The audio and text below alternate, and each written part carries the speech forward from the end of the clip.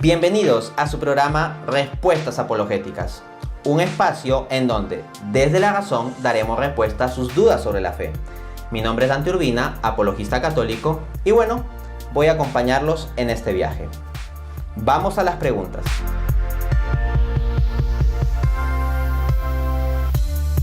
Ciertamente, entre grupos protestantes fundamentalistas y también entre algunas sectas, surge esta acusación de que la Iglesia Católica sería la gran ramera del Apocalipsis.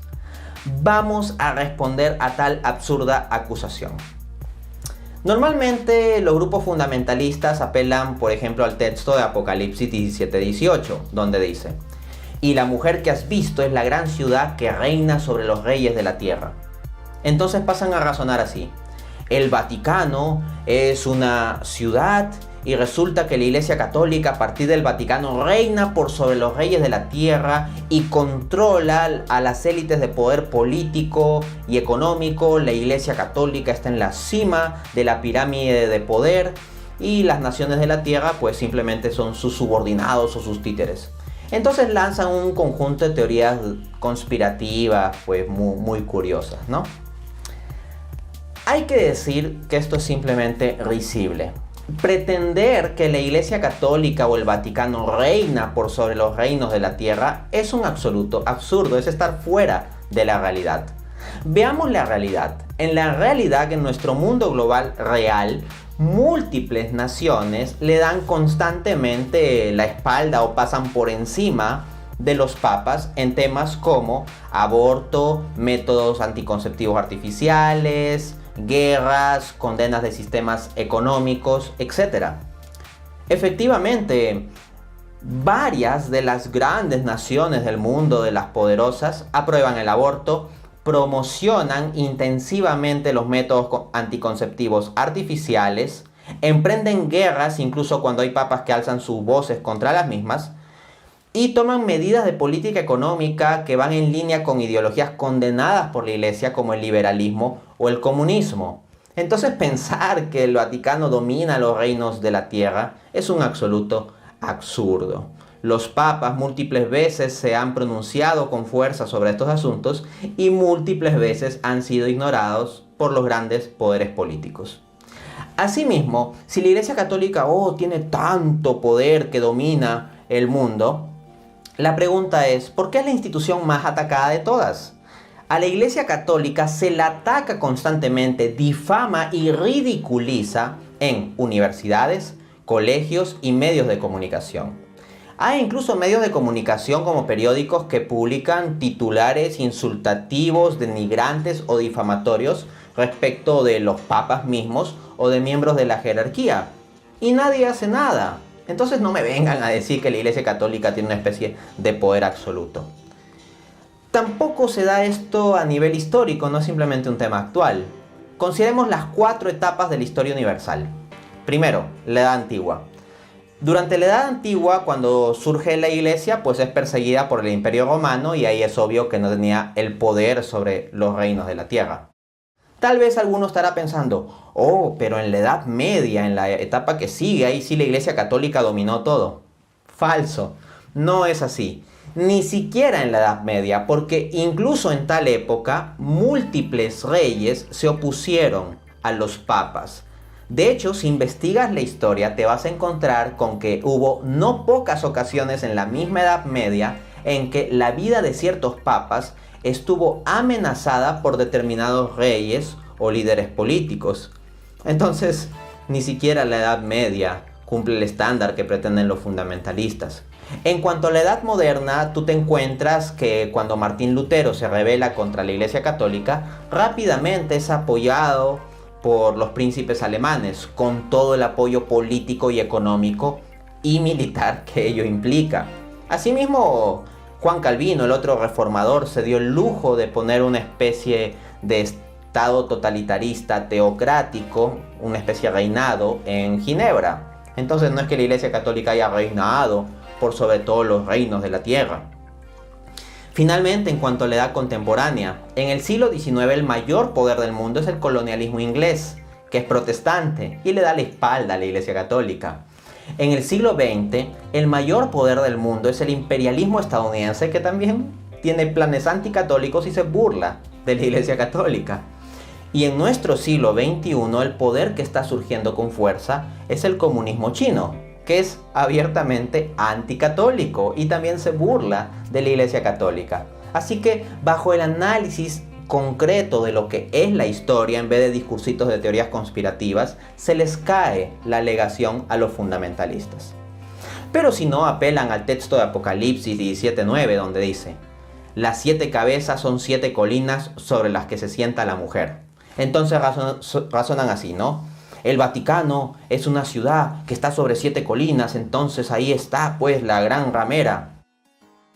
A esto ha respondido el excelente apologista católico José Miguel Arraiz en su artículo ¿Es la Iglesia Católica la ramera de Babilonia?, donde dice: un fundamentalista dirá, el Vaticano es una ciudad. Pues bien, sin discutir de momento la diferencia entre una ciudad y una institución con sede en una ciudad, lo cierto es que el Vaticano no se asienta sobre 7 colinas, a diferencia de la antigua Roma pagana, ya que está situada al oeste del Tíber, mientras que las 7 colinas de la Roma antigua estaban al este. Adicionalmente a esto, hay que hacer notar que no solo la antigua ciudad de Roma estaba asentada sobre 7 colinas, sino también Jerusalén, las cuales eran Scopus, Nob, Monte de la Destrucción, Monte Sión, la colina situada al suroeste, también llamada de este Monte Sión, Monte Ofel y La Roca. Sería entonces más coherente asumir que los textos bíblicos se refieren o a la Roma pagana o a Jerusalén.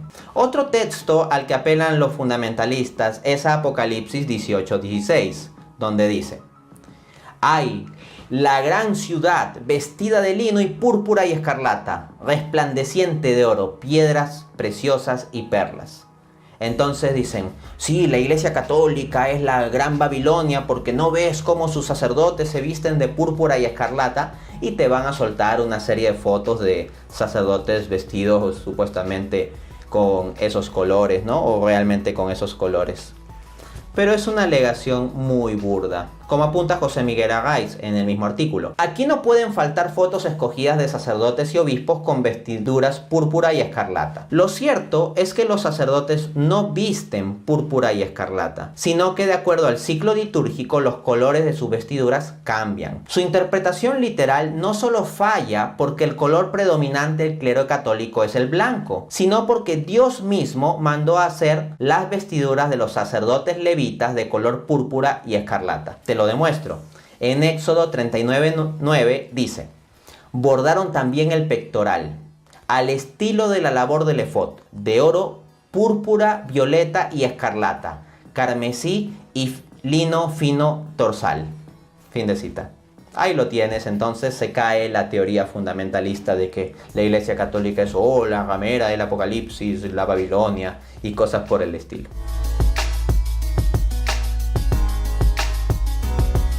Bueno, en línea entonces con ese tipo de teorías conspirativas, como lo implicaba en la pregunta anterior, se lanza la acusación también de que el Papa sería el anticristo. Quienes lanzan tal acusación muchas veces son gente que se han salido de la Iglesia Católica o grupos sectarios que históricamente se han separado de la Iglesia Católica o que han surgido a partir de otro movimiento que a su vez en algún momento de la historia se separó de la Iglesia Católica. Pues bien, lo que nos informa la Biblia es que el anticristo más bien es el que se sale de la Iglesia. En efecto, en 1 Juan 2 del 18 al 19 dice: hijitos, ya es el tiempo último, y como habéis oído, viene el anticristo. Y así ahora han surgido muchos anticristos. Por estos conocemos que es el tiempo último. Salieron de nosotros, pero no eran de nosotros, porque si hubiesen sido de nosotros, habrían permanecido con nosotros, pero salieron para que fuera manifiesto que no son de nosotros. Ahí lo tenemos, anticristo es el que se va de la iglesia. Ahora, ¿de dónde viene esta teoría de que el Papa sería el anticristo? Bueno, ciertos grupos fundamentalistas, como por ejemplo los adventistas, han estructurado ahí un argumentillo de acuerdo al cual el título del Papa sería Vicarius Filii Dei, y que estas letras separadas, transformadas en número y sumadas, darían el número de la bestia, 666. Es un absurdo tal tipo de argumento, pero bueno, habrá que exponerlo. Y lo refuta precisamente el gran apologista católico Patrick Madrid en su libro Pope Fiction. Pero hay problemas con esto. El primero es que Vicarius Filii Dei, o vicario del Hijo de Dios, no es ahora ni ha sido nunca un título oficial usado por el obispo de Roma. Desafortunadamente para aquellos que venden esta ficción sobre el Papa, el título real Vicarius Christi solo suma un miserable 214 y no un infernal 666. De hecho, ninguno de los títulos oficiales del Papa, tales como Servus Servorum Dei, siervo de los siervos de Dios, Pontifex Maximus, sumo pontífice, o Successor Petri, sucesor de Pedro, suman 666. Es por ello que nunca verás que sean usados por los anticatólicos. Entonces ahí lo tenemos, su supuesto cálculo se basa en un título que no es un título oficial del Papa, y ninguno de los títulos oficiales del Papa suma 666. Y eso bajo el supuesto de que valgan estos juegos de numeritos, que esto desde ya se puede cuestionar.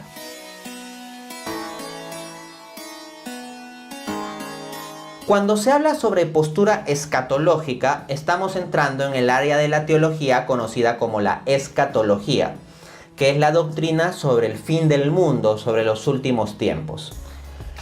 Entonces, en cuanto a las posturas escatológicas, básicamente existe una controversia entre diferentes grupos cristianos en torno al texto de Apocalipsis 24, o mejor dicho, en torno a cómo interpretar el texto de Apocalipsis 24, donde dice: y vivieron y reinaron con Cristo 1000 años. Entonces se habla de un milenio, de un reinado de 1000 años de Cristo. Ahora bien, si tú interpretas ese milenio como algo literal histórico, que exactamente van a ocurrir unos 1000 años en nuestra historia terrestre de reinado terrestre Cristo, entonces eres un milenialista. Pero si lo interpretas de otra forma, entonces eres un amilenialista. O sea, si lo interpretas de forma simbólica o que puede suceder dentro de la historia, pero que no necesariamente sea algo estricto de 1000 años de reinado secular visible de Cristo, serías un amilenialista. En el caso de los milenialistas se dividen en dos grupos: los premilenialistas y los postmilenialistas.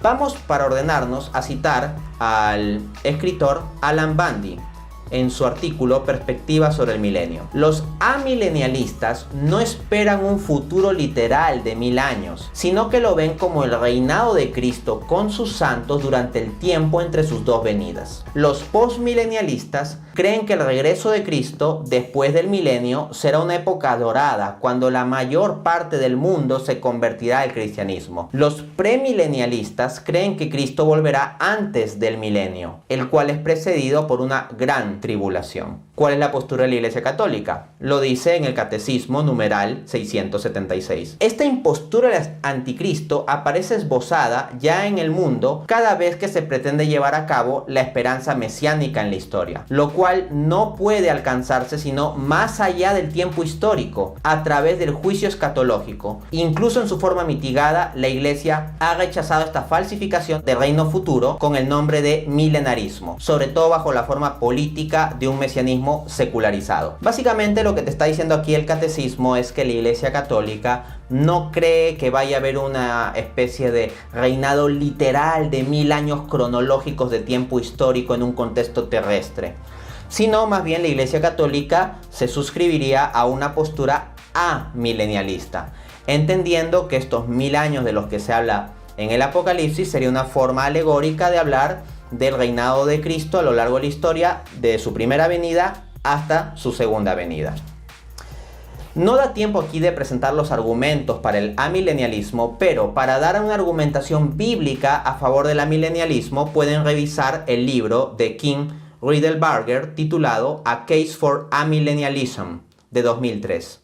Y si quieren ver evidencia patrística de cómo los primeros cristianos en gran parte suscribieron el amilenialismo desde el inicio mismo, pueden revisar el libro de Charles Hill titulado Regnum Caelorum. Y bueno, eso es lo que hemos visto por hoy. Nos vemos en un siguiente programa.